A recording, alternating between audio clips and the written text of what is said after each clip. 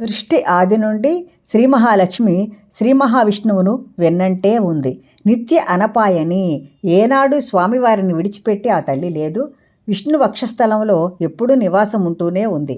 ఒకప్పుడు భృగు మహర్షి మహాలక్ష్మీదేవి కోసం తపస్సు చేస్తే ఆమె వరాన్నిస్తుంది భృగువుకి.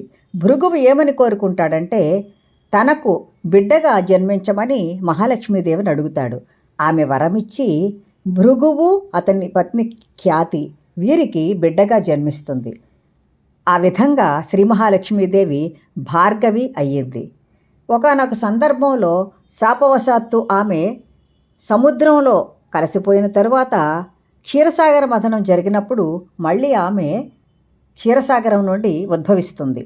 చంద్రుడు, కామధేనువు, కల్పవృక్షము ఇవన్నీ కాకుండా అమృత భాండంతో ధన్వంతరి వీరందరూ ఆ పాల్కడల నుండి ఉద్భవిస్తారు.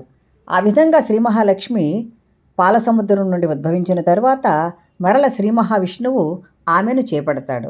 ఈ విధంగా శ్రీ మహాలక్ష్మి సముద్ర రాజతనయ అయ్యింది.